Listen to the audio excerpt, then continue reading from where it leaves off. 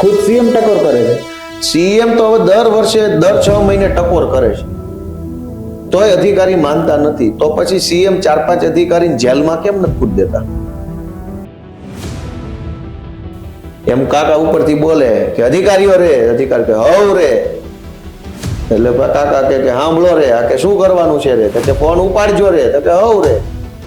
દારૂ, મેં સરકારને એવું પૂછ્યું કે વિદેશી દારૂ પીતા કેટલા પકડાણા, તો એને જવાબ આપ્યો કે કંઈક 55,000 કે 92,000, મને મોઢે યાદ નથી, 96,251 કેવા કંઈક લોકો પીતા પકડાણા, માત્ર દારૂ પીતા. હવે 96,000 લોકોએ ક્યાંકથી તો બોટલ લીધી હોય કે ન લીધી હોય, કઈ ઘરે તો માલ બનતો નથી, કઈ અંગ્રેજી દારૂ કોઈ ઘરે બનતું નથી. અને મેં એવું પૂછેલું વિદેશી દારૂ પીતા કેટલા પકડાણા, એટલે એમાં ચોખ્ખી વાત હતી. હવે જે 96,000 લોકો પકડાયા, એને 96,000 લોકોએ દારૂ ક્યાંકથી ખરીદીને તો લીધો, ક્યાંકથી લીધો હોય, તો એ વેચનારા માણસ ક્યાં? તો સરકાર કે એકે વેચનારો નથી પકડાનો, માત્ર પીનારા જ પકડાય છે. એટલે પીછા કરી જવાના છે ભાજપના વખતે. નમસ્કાર, હું છું પ્રતિક. વાત કરીશું આજે એક એવા એમએલએ વિશે જેઓ વિધાનસભામાં ચૂંટાયા બાદ પોતાના મત વિસ્તારના લોકોને વિધાનસભા સત્રનો પ્રવાસ કરાવે છે. સાથે સાથે પોતે જ તેઓને ત્યાંના કામકાજ વિશેની જાણકારી પણ આપે છે. ઉપરાંત જે અત્યાર સુધી બહુ ઓછું જોવા મળતું કે વિધાનસભાના સત્ર દરમિયાન અંદર કેવી કેવી ચર્ચાઓ થતી હોય છે, ઘણીવાર બહાર ન પણ આવે, પરંતુ આ એમએલએ તે ઘણી બધી જાણકારી લોકો સુધી પહોંચાડે છે. જી હા, આપણે વાત કરી રહ્યા છીએ એમએલએ વિસાવદર ગોપાલભાઈ ઇટાલિયા વિશે, અને હાલ આજે તેઓ આપણા મહેમાન છે. સ્વાગત છે આપનું. ખૂબ ખૂબ આભાર. ગોપાલભાઈ, સૌપ્રથમ તો મહત્વની વાત, ચૂંટણી જાહેર થઈ ચૂકી છે, સ્થાનિક સ્વરાજની ચૂંટણી. આ પાર્ટી કયા કયા મુદ્દાને લઈને લોકો પાસે જશે? અને તમે પણ જાણો છો કે ભાજપ ગુજરાતમાં હંમેશા ડોમિનેટ કરતી રહી છે અને તેનું વર્ચસ્વ વર્ષોથી રહ્યું છે, ત્યારે આપની કેટલી તૈયારી આ ચૂંટણીને લઈને? અમારી તો અમારા પૂરતી તૈયારી છે, પણ પબ્લિક ધોકો લઈને વાટે બેઠી છે. પબ્લિક રાહ જોઈ રહી હતી આ ચૂંટણીની. આજ જાહેર થઈ ગઈ ને, હવે જોજો જવાબ ફાટે. દરેક બાબતમાં ભાજપ પાર્ટી એટલી હદે નિષ્ફળ ગયેલી પાર્ટી છે. એ ચાહે રોડ રસ્તાની બાબત હોય, સરકારી સુવિધાઓની બાબત હોય, યોજનાઓની બાબત હોય, ખેડૂતોની બાબત હોય, રોજગારની બાબત હોય, ટેકનોલોજીની બાબત હોય, વાહન વ્યવહારની, આરોગ્યની, શિક્ષણની. એક એવો મુદ્દો નથી કે જેમાં ભાજપનું કામ આમ શાનદાર હોય. એક એવો મુદ્દો નથી, એક એવો મુદ્દો નથી. અને એટલે આખી ભાજપ પાર્ટી તમામ મોરચે નિષ્ફળ નીવડેલી પાર્ટી છે. એટલે પબ્લિક રાહ જ જોઈ રહી હતી. ચૂંટણી આવે એટલે આના ગોબા પાડી દેવાના છે, અને ચૂંટણી આવી ગઈ છે એટલે અમારી તૈયારી તો, અમે તો નાના માણસો છીએ, પાર્ટી અમારી નાની અને નવી, નેતા પણ અમે બધા નાના અને નવા. અમારી તૈયારી અમારી ક્ષમતા પ્રમાણેની છે, પણ જનતા કમ્પ્લેટ રાહ જોઈને બેઠી છે અને લાગમાં આવ્યા છે, એટલે પીછા ખરી જવાના છે ભાજપના વખતે. વિશ્વાસ છે, લાગે છે કે વિસાવદર વાળી થાશે? અને તમને પણ ખ્યાલ છે કેટલાક તમે પણ પ્રેસ કરી કે ભાઈ ખોટી રીતે ફસાવાના પ્રયાસો શરૂ કરાયા છે, એવા આક્ષેપ છે આપ પાર્ટીના. આપના શું કહેશો? આક્ષેપ હું એફઆઈઆર જ છે ને, એમાં આક્ષેપ કોને કહેવાય? કે સાચું છે કે ખોટું છે એ નક્કી ન થાય એને આક્ષેપ કહેવાય. સાચું જ છે તો આક્ષેપ ક્યાં છે? અમે એમ કીધું કે અમારા કાર્યકર્તાઓ ઉપર છેલ્લા 20 દિવસમાં 45 એફઆઈઆર થઈ ગઈ. તો એફઆઈઆર ની તો કોપી હશે, ધરપકડ થઈ અને કોર્ટમાં લઈ ગયા હશે, તો બધું એમાં આક્ષેપ ક્યાં આવ્યો? અમે તો વટતી ગઈએ છીએ કે ભાજપ વાળાને ભયંકર ડર લાગી ગયો છે આમ આદમી પાર્ટીથી, બિલકુલ ફાટી પડ્યા છે, અને આ ચૂંટણીમાં મોત ભાળી ગયા છે. એટલે પોલીસનો ઉપયોગ થઈ રહ્યો છે. ગુજરાતના તમામ જિલ્લાઓના એસપી અને ડીવાયએસપી ને ભાજપ એક જ ટાર્ગેટ આપ્યો છે કે આમ આદમી પાર્ટીના બધા જ માણસોને દબાવો, ડરાવો, ધમકાવો, તોડી ફોડી, ખોટી એફઆઈઆર કરી જેલમાં પૂરી દો. એક જ પેટર્નથી 45 એફઆઈઆર થઈ ગુજરાતમાં. એની પેટર્ન એક જ, ફરિયાદી દરેક કેસમાં બુટલેગર હોય ભાજપનો, દરેક કેસમાં આરોપી આમ આદમી પાર્ટીનો કાર્યકર્તા હોય, દરેક કેસમાં ઘટના બે પ્રકારની જ હોય, યા તો કે દારૂ પીતા પકડાણો, દારૂ વેચતા પકડાણો, દારૂ દારૂ દારૂ, યા તો કે ગાડીનો એક્સિડન્ટ થયું, ગળામાંથી ચેન તોડી લીધો. આવી રીતે પાટણમાં આવી જ ફરિયાદ, ખંભાળિયામાં આવી ફરિયાદ, જુનાગઢમાં આવી ફરિયાદ, ગીર સોમનાથમાં આવી ફરિયાદ, સાબરકાંઠા બધે આવી જ ફરિયાદ. તો આક્ષેપ નથી, ખુલ્લે આમ અમે કહીએ છીએ કે આ ભાજપ અમારાથી બી ગયું છે અને એફઆઈઆર ઉપર ચૂંટણી લડો ઈમાનદારીથી. અને બહુ તમે 30 વર્ષમાં જનતાની સેવા કરી નાખી છે અને જનતાનું બહુ ભલું કરી નાખ્યું છે, તો પોલીસને શું કામ આડી રાખવી પડે છે? આવી જાવ સીધા ચૂંટણીના મેદાનમાં, અમે જોઈ લઈએ કેટલા પાણી વાળા છો. બિલકુલ, જે રીતે તમે કહો છો કે ભાઈ આક્ષેપની ફેક્ટ જ છે અને એક જ પેટર્ન થી તેઓ હાલે છે, તો પછી આટલા કોન્ફિડન્ટ છો તો પછી હવે તમારું સ્ટેન્ડ શું રહેશે? અને ન્યાયતંત્ર જેવું પણ છે આપણા દેશમાં, તો આગળ ન્યાયતંત્ર જેવું છે, તમે કીધું જેવું છે અને છે, રસ્તો તો નીકળી શકે, થઈ જાય રસ્તો, પબ્લિક કાઢશે. જનતાની અદાલતથી મોટી કોઈ અદાલત નથી. જનતાની અદાલત છે ને એમાં ન્યાય જે થાય ને એના જેવો ન્યાય એ કઈ નહીં. વિસાવદરની ચૂંટણીમાં જનતાની અદાલતમાં ન્યાય થયો અને મારા તરફેણમાં ન્યાય આવ્યો, તો ગુજરાતભરના લોકોને મજા આવી ને. કાયદાની અદાલતની એક મર્યાદા છે, એમાં વકીલ સરકારી હોય, પોલીસ સરકારી હોય, પુરાવા બધા સરકારી હોય, જજ એક જજ હોય, બાકી બધું જ સરકારી હોય. સરકારી એટલે ભાજપી. સરકારી વકીલ તો સરકારનો જ હોવાનો છે, એને પ્રમોશન લેવું હોય, પોસ્ટિંગ લેવું હોય, એકની એક જગ્યાએ 10 વર્ષ નોકરી કરવી હોય, તો એ ભાજપ કેમ કરવું પડતું હોય. એટલે જનતાની અદાલતમાં ન્યાય થવાનો છે, અદાલત ખુલી ગઈ છે, આજથી તારીખ પડી ગઈ છે, અને હજારબમ ન્યાય થાય ને કે છોતરા નીકળી જવાના ભાજપ વાળા. તમે જુઓ. બિલકુલ. વિસાવદરની આપણે વાત કરીએ, લોકોને ખૂબ જ આશા છે, તમને પણ ખ્યાલ જ છે તમારાથી. અત્યાર સુધીની સફરને કઈ રીતે જોવો છો? કોઈ એક એવી ખાસ વાત કે જે તમને મહત્વનું કામ હોય જે તમે પૂર્ણ કર્યું હોય અને હજુ તમારું એક ડ્રીમ હોય કે જે બહુ જ વહેલું એને પૂર્ણ કરવું હોય? આજે 1 એપ્રિલ 2026 નો દિવસ છે. આજે જ વિસાવદર વિધાનસભાની અંદર 30 કરોડના નવા રોડ મંજૂર થયા રાજ્ય સરકાર તરફથી, જેની રજૂઆત મેં મૂકી હતી. હું જ્યારે નવો ચૂંટાઈને આવ્યો ત્યારે મેં રજૂઆત મૂકી હતી. રજૂઆત તો અનેક રોડની, મેં લગભગ 45 જેટલા રોડની રજૂઆત મૂકી છે. રોડની સંખ્યા છે 45. એમાંથી 30 કરોડ રૂપિયાના રોડ અત્યારે આજે જ મંજૂર થયા, મને એની માહિતી મળી છે. આ પહેલી વાત. એવી રીતે બીજા અનેક કામો છે જે અત્યારે વિસાવદર વિસ્તારમાં ચાલી રહ્યા છે. જેમ કે અમારે સૌથી મોટી વાત છે કાનાવડલાનો ડેમ.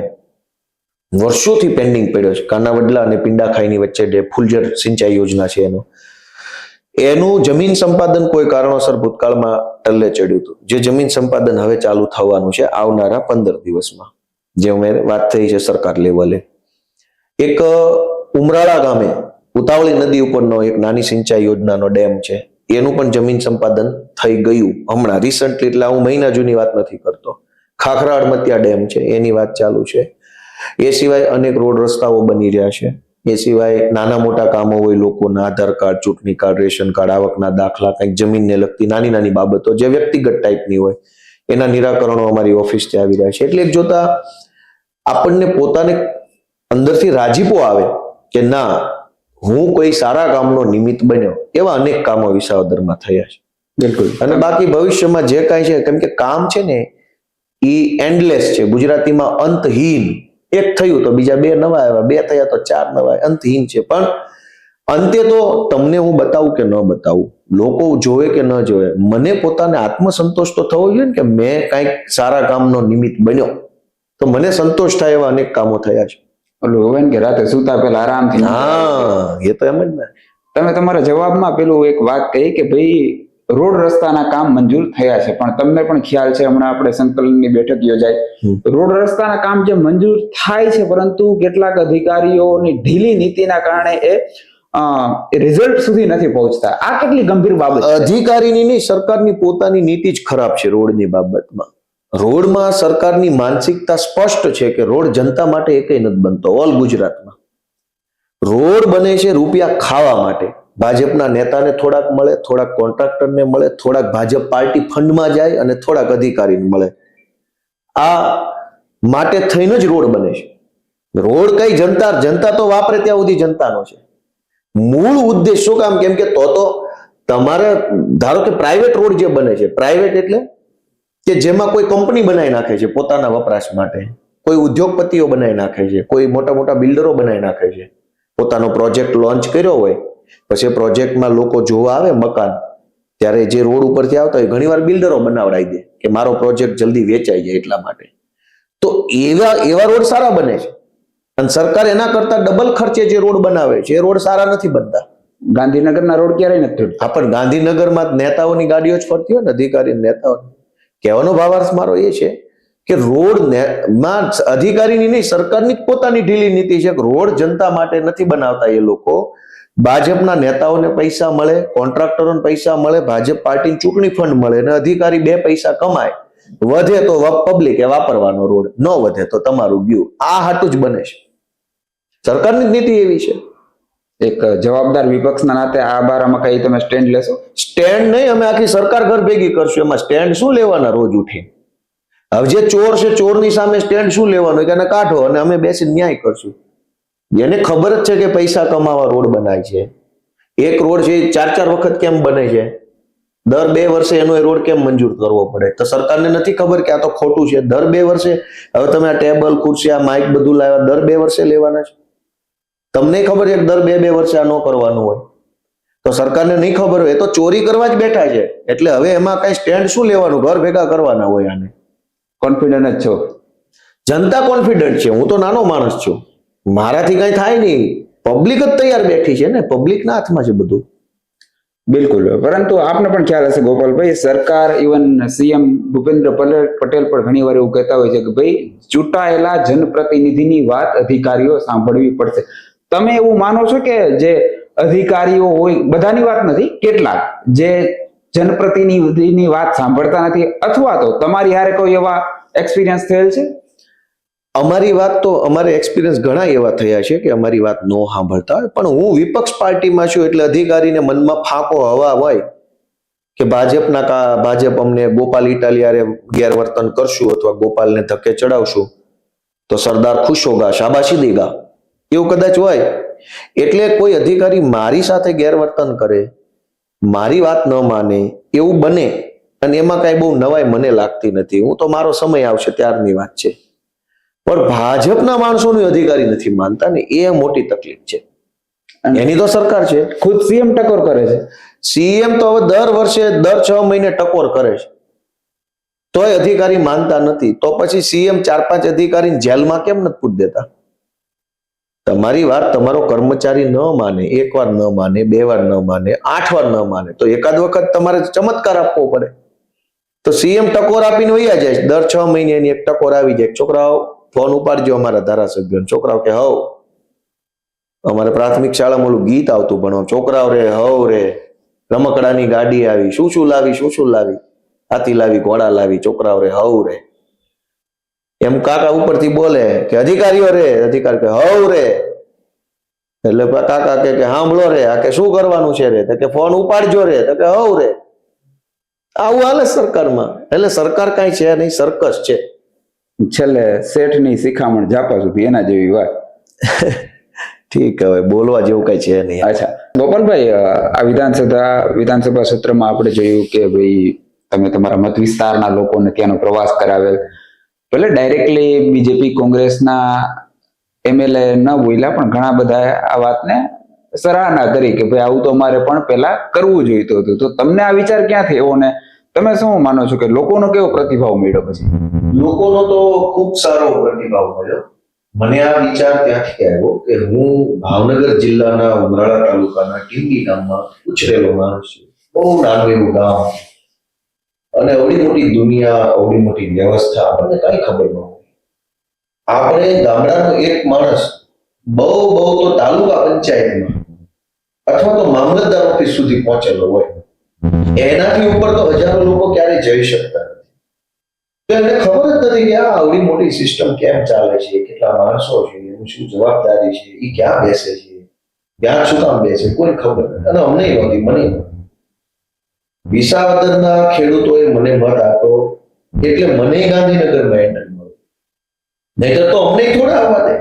ત્યાં તો સિક્યુરિટી ગાર્ડ ને કૂતરા બધું બેહાડી રાખ્યું. ત્યાં નાના માણસની એન્ટ્રી જ નથી.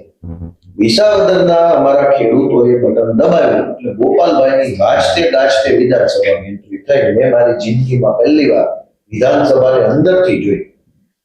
તો મને એમ થયું કે આ વિસાવદરના ખેડૂતોએ મારી પર એટલું અહેસાન કર્યું કે મને ત્યાં બતાવ્યું, તો હું એમને બતાવું. તો એમણે મને બતાવ્યું, મેં એમને બતાવ્યું. અને હકીકતમાં તો જનતા મહાન છે, નેતા મહાન નથી. એટલે મારો મૂળ વિચાર એ પણ છે કે લોકોની અંદર ઈ ભાવ આવે કે લોકો જ આ દેશના માલિક છે, આ સિસ્ટમના માલિક લોકો છે, આ નેતાના માલિક પણ લોકો જ છે, લોકો જ સર્વે સર્વા છે, નેતા નહીં. એવું અંદરથી માણસને લાગવા લાગે. ઈ પ્રયત્ન કરવાના ભાગરૂપે હું ત્યાં લઈ ગયો. કેમ કે તમે ત્યાં જાઓ, મોટા મોટા બિલ્ડિંગ, મોટા મોટા નેતા બધું જુઓ, પછી તમને તમારા ધારાસભ્ય એવું કહે કે આ તમે આ બધાના બોસ છે, તો માણસને એમ લાગે કે ના હા હું જ બોસ છું. અત્યારે શું થયું, ભાજપના અને કોંગ્રેસના નેતા પબ્લિકને એવું સમજાવ્યું છે કે તમે ગુલામ છો, અમે નેતાજી બોસ છે. અમારી પાર્ટી એમ કહે છે કે ભાઈ ગુલામ નોકર કે સેવક નેતા છે, જનતા બોસ છે. એટલે હવે તમે બોસ છો એ ફિલિંગ ક્યારે આવે? જ્યારે તમે બોસની કેબિનમાં જઈને બેસો ત્યારે. તો હું એને બોસની કેબિનમાં લઈ ગયો, બેસો, જો આ આપણું છે, આપણા બાપનું છે, વટકી બેહો, અને આ બધા આપણા નોકરિયા છે. અચ્છા, તમે જે રીતે કીધું ગોપાલભાઈ કે ભાઈ વિસાવદરના લોકોએ તમને વિધાનસભા સુધી પહોંચાડ્યા અને આપણે જોવાની તક મળી. હવે તમે એના બદલામાં ન ફક્ત વિસાવદર પરંતુ ગુજરાતભરના લોકોને ઘણી બધી એવી વાતો જણાવો છો જે સત્ર દરમિયાન થતી હોય, જાણકારી સારી મળતી હોય, એ બહાર આપો છો, જે ઘણીવાર બહાર ન પણ આવતી. અને આ માટે કેટલાક જનપ્રતિનિધિઓને ઓકે નહોતું લાગતું, એવું પણ હતું ખરું? એક વાત વચ્ચે આવેલી. વિધાનસભામાં હું પહેલી વખત ધારાસભ્ય તરીકે હતો. આ વખતે બજેટ સત્ર મારું જીવનનું પહેલી વખત. એટલે મેં અંદર જે કંઈ પણ મુદ્દાઓ આવ્યા, વિષય આવ્યા, ચર્ચાઓ આવી, એ બધું જ મેં બહાર આવીને પબ્લિકને કહી દીધું. આટલા વર્ષોથી વિધાનસભાનું લાઈવ બંધ છે, લાઈવ ટેલિકાસ્ટિંગ નથી. ભાજપના નેતા સભા કરે તો લાઈવ થાય, પણ ઈનો ઈ નેતા વિધાનસભામાં જાય તો લાઈવ બંધ કરી દે છે. શું કામ? તો કે સભામાં તો ફેંકમ ફેંક જૂઠું બોલે. વિધાનસભાની અંદર સામે વિપક્ષ બેઠો હોય જવાબ આપવા, ભાજપની સભામાં વિપક્ષ ન હોય, અમારી સભામાં વિપક્ષ ન હોય. દરેક પાર્ટીની પોતાની સભામાં તો એ ગમે એવું બોલીને વૈયા જાય, કોઈ વિરોધ ન કરે. પણ વિધાનસભાની અંદર તો હામાં અમે બેઠા હોય, સહેજે ફેંકમ ફેંક કરે એટલે ઓબાળો થાય, એટલે એ ભૂંડા લાગે, ખુલ્લા પડી જાય, ઉઘાડા પડે. અને એ ઉઘાડા ન પડી જાય એટલે એમણે લાઈવ બંધ કરેલું છે. હવે હું ધારાસભ્ય બનીને ગયો તો મેં કીધું કઈ નહીં, લાઈવ બંધ છે ને, આપણા મોઢા ઉપર ક્યાં તાળું માર્યું છે?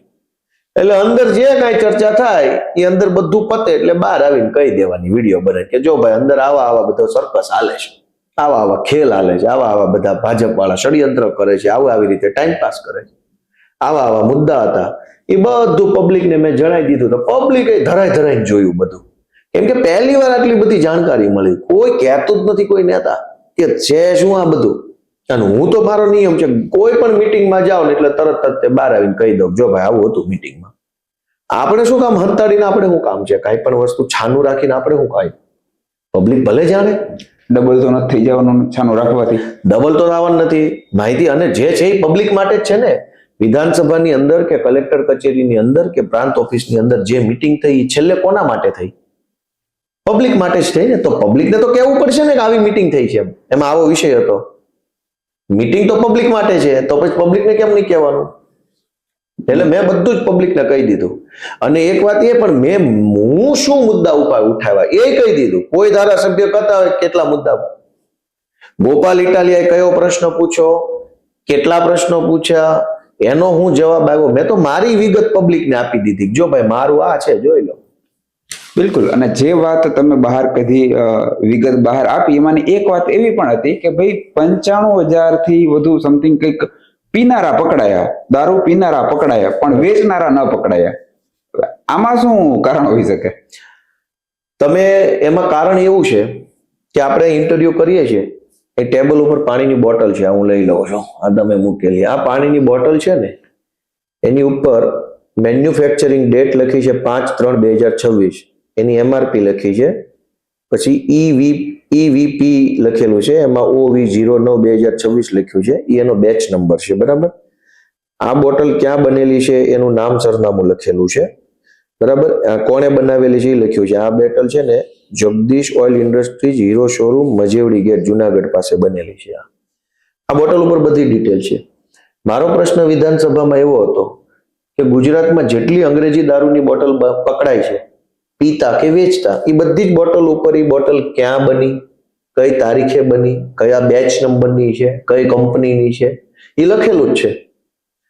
ધારો કે આ ઇંગ્લિશ દારૂની બોટલ છે અને ભાજપનો કોઈ નેતા દારૂ પીતા પકડાઈ ગયો, જો કે એ પકડાય નહીં, પણ ઉદાહરણ આપણે હારા માણસનું લેવું પડે કે ભાજપનો કોઈ ધારાસભ્ય દારૂ પીતા પકડાણો, પોલીસે પકડ્યો અને એની પાસેથી ઇંગ્લિશ બોટલ મળી, તો ગુજરાતમાં ક્યારેય પણ પોલીસ આ બોટલ ઉપર જે બેચ નંબર લખ્યો છે, કંપનીનું જે નામ લખ્યું છે અને જે જીઆઈડીસી માં બની છે ત્યાં તપાસ કરવા જતા જ નથી.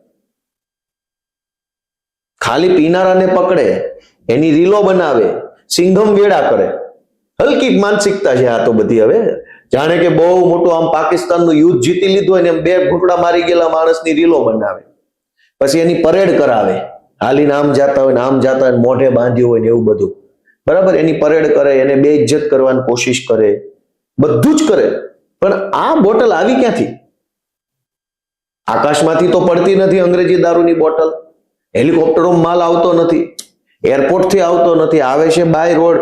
તો જે કોઈ લાવી આ બોટલ છે ને એ પ્રકૃતિ એક્વા નામની કંપનીએ બનાવી. તો તમે પ્રકૃતિ એક્વાન ઓફિસે જાઓ અને ત્યાં પૂછો કે આ બેચ નંબર કયો છે, આ 010 ના, હા બેચ નંબર છે એનો 0109 PERM.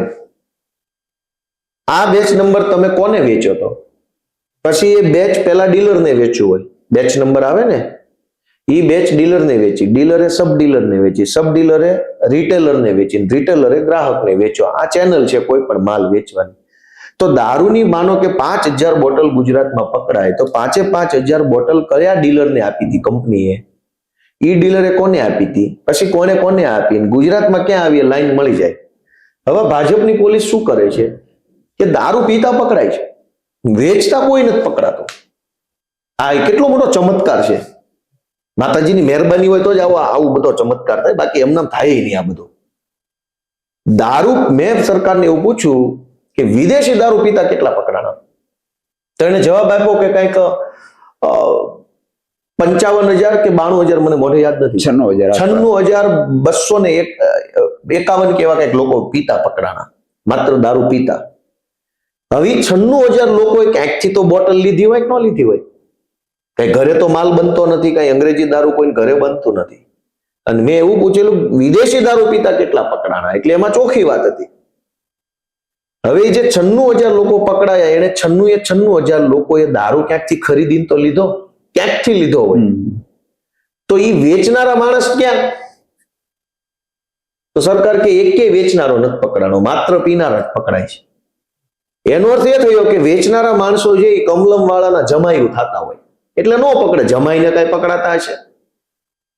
મોઢું હું બતાવે. એટલે આ દારૂ વેચનારા બધા કમલમ વાળાના જમાય છે અને પીનારા બધા આપણા દુશ્મન છે કમલમના, એટલે પકડાઈ જાય છે. વિધાનસભામાં અમે પૂછ્યું ભાઈ તમે જેટલા પીનારા પકડો છો એટલા વેચનારા ક્યાં? અને ઘણી વાર એવું બને કે ભાઈ ધારો ભાજપનો કોઈ ધારાસભ્ય દારૂ વેચે છે, તો એને જ તે 50 જણા દારૂની બોટલ વેચી હોય, તો એ 50 પીનારાના કેચમાં ઓલાનું નામ તો આવવું જોઈએ ને. 96,000 ના પીનારાની સામે એક જ દુકાનેથી માલ લીધો એવાય હોઈ શકે, તો પણ 20,000 વેચનારા તો હામાં હોવા જોઈએ ને. સેમ કેસમાં સેમ કેસમાં રમેશભાઈ દારૂ પીતા પકડાય એ જ કેસમાં વેચનારો હોવો જોઈએ, અલગથી નહીં. હવે આવી પોલ હાલે છે ભાજપના રાજમાં. પણ કહેવાય છે ને ગુજરાતમાં તો દારૂબંધી છે. કહેવાય છે તમારું શું માનવું? તમે ક્રોસ નો કર્યું વિધાનસભામાં ક્રોસ નહીં, હવે આને ઘર ભેગા કરવાના. ક્રોસ હું રોજ ઉઠીને કરવાનું હોય, હવે આને રવાના કરવાનો ટાઈમ આવી ગયો છે. હવે આવી સામાન્ય માણસોને બેઇજ્જત કરે છે. નહીં જેવી દારૂની બાબતમાં 2 ઘૂંટડા મારી ગયો, કદાચ સમાજની દ્રષ્ટિએ ખરાબ છે, તો તમે વેચનારાને પકડતા નથી, 2 ઘૂંટડા મારી ગયેલા માણસની પરેડું કરાવો છો, મોઢે રૂમાલ બાંધ્યા હોય, બહેનો દીકરીઓને આબરૂ ઓછી કરો છો. જ્યારે હોય ત્યારે એવી રીલો બનાવી લે પોલીસ કે જાણે બહુ મોટું દેશ વિરોધી કૃત્ય કર્યું હોય. અને કયા પોલીસ વાળા દારૂ નથી પીતા? બોલો, કયો એસપી છે જે દારૂ નથી પીતા? હાલો, આના પુરાવા ન હોય. આપણો ભાઈબંધ હોય ને એ હું ધંધા કરે ને આપણને ખબર હોય પણ એનો પુરાવો ન હોય, એવું હોય કે ન હોય? તમારું શું માનવું? બિલકુલ. અમુક વસ્તુ પુરાવા ન હોય, ખબર બધાને હોય. કયો એસપી દારૂ નથી પીતો એમ કહો ને ખાલી. આ હિન્દી ભાષી જેટલા આઈએસ આઈપીએસ બનીને આવ્યા છે એમાં કોણ હરિશ્ચંદ્રનો વારસદાર છે? ધરાય દારૂ પીવે છે પ્રીમિયમ ક્વોલિટીનો.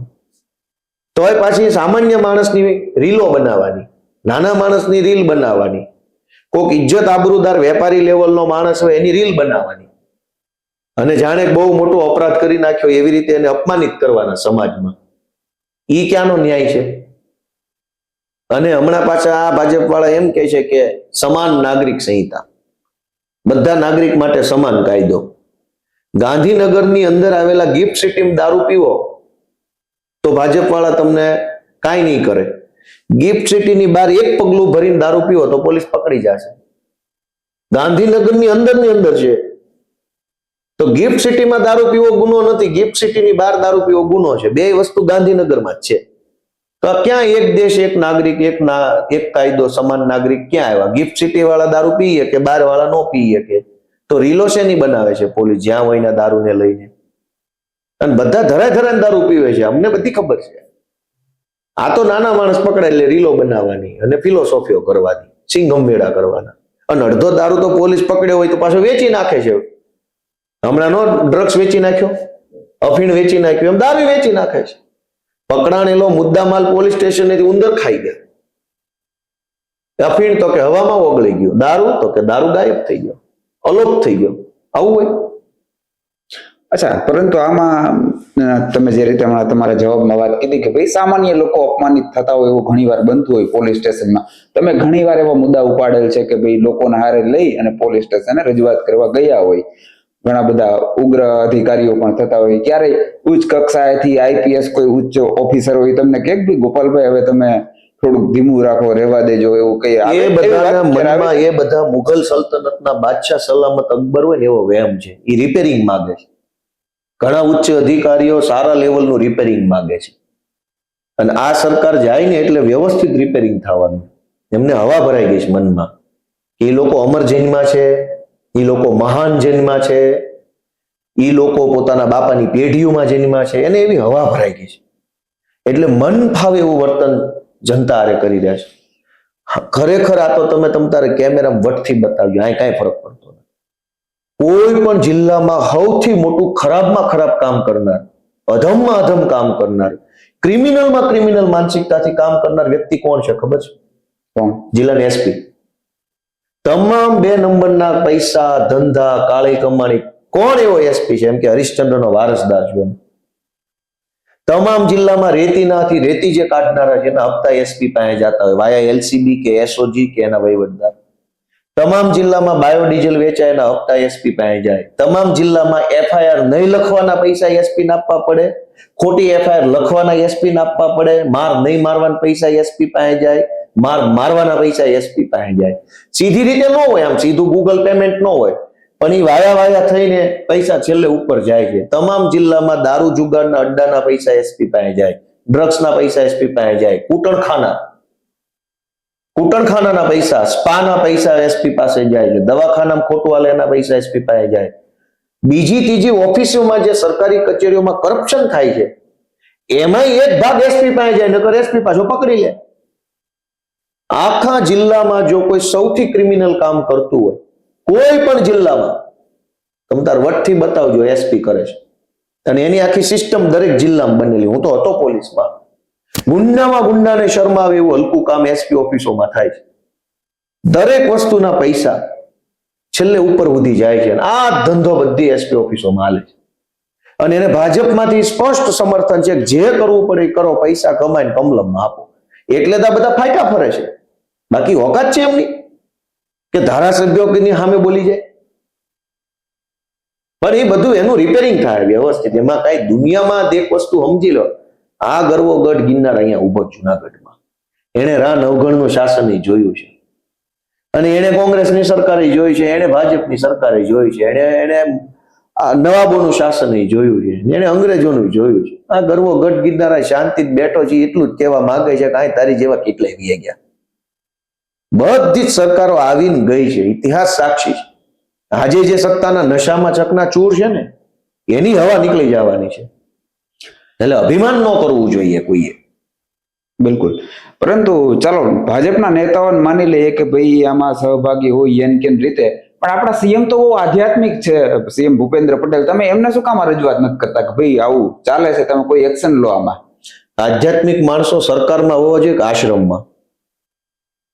ક્યાં હોવા જોઈએ? એ તો ચર્ચાનો વિષય બને, પણ તમે ચર્ચાનો વિષય નહીં. આમ પહેલી તમે નજરે ક્યાં કહી હોવા શકો, ભાઈ? કહી શકો. આધ્યાત્મિક માણસ ક્યાં હોવો જોઈએ? પહેલી નજરે ક્યાં હોવો જોઈએ? નહીં, રાજ સત્તા ધર્મ સત્તાની વાત નિરંતર ચર્ચાતી રહી છે ને. કાંઈ વાંધો નહીં. તો એ હું કાંઈ ગુરુજી છે?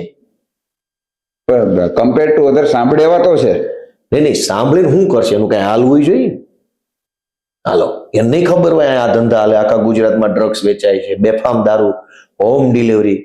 તમે આ જુનાગઢના જ અલગ અલગ તમામ તાલુકામાં બેફામ દારૂ વેચાય. ક્યાં નથી વેચાતો? તમને નથી ખબર જુનાગઢમાં ક્યાં નથી વેચાતો? અને કોણ વેચે તમને નથી ખબર?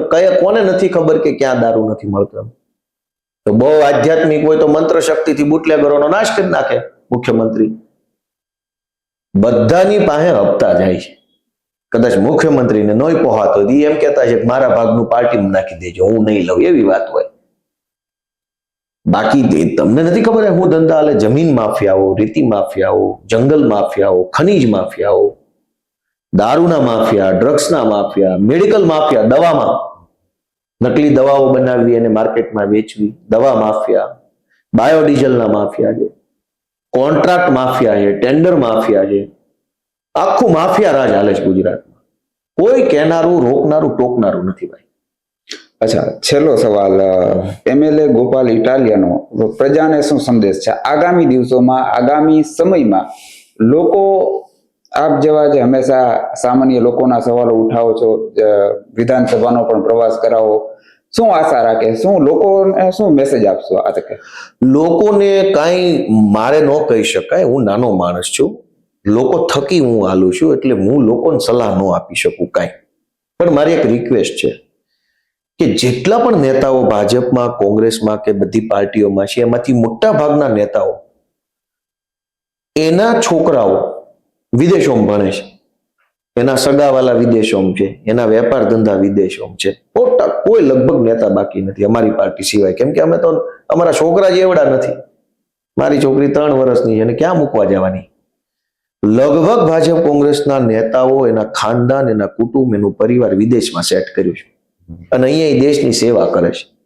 તો એ સેવા કરતા હશે, પથારી ફેરવતા હશે. એટલી બધી દેશની સેવા કરીને પછી પાછા તમારા છોકરા તો છેલ્લે વિદેશ જ મોકલવાના છે ને. હું આખી જિંદગી દેશની સેવા કરું અને છેલ્લે મારા છોકરા મારે બીજા જગ્યાએ મોકલવા પડે તો મેં શું કર્યું ગણાય? તો આ બધા જ નેતાઓએ ભેગા મળીને ભારત દેશની ઘોર ખોદવાનું કામ કર્યું છે. એક વખત જનતા જરાક જાગે, અમારી જેવા જે કાંઈ પણ નવી પેઢીના નેતૃત્વ કરનારા લોકો બહાર આવ્યા છે એને જરાક તક આપે. વિનંતી જ હોય ને આમાં. બીજું ભાઈ અમે સ્વબળે આવેલા છે, અમે કઈ રૂપિયાવાળા નથી, માથાભારે નથી, કંપની સ્પોન્સર્ડ માણસો નથી. અમે તો જનતા સ્પોન્સર્ડ છીએ, ખેડૂત સ્પોન્સર માણસો. અમારું ઘડતર ખેડૂતોએ કર્યું, ગામડાએ કર્યું. અમને નેતા કોણે બનાવ્યા? જનતાએ. હવે અમારી આવડત ઉપર, અમારા અનુભવ ઉપર, અમારા કામ કરવાના વિઝન ઉપર જનતા ભરોસો કરી અને એક વખત અમને મત આપે તો અમે કરી બતાવશું કે આ કેવી રીતે સારી વ્યવસ્થા ઊભી થઈ શકે. અને જો પબ્લિક હજુ નહીં જાગે તો નેતાઓને તો શું થઈ જવાનું? કોઈ બી પાર્ટી ના હોય, અમે હોય કે બીજા, નેતાને કઈ થવાનું નથી. પબ્લિકનો મરો છે. એટલે હજુ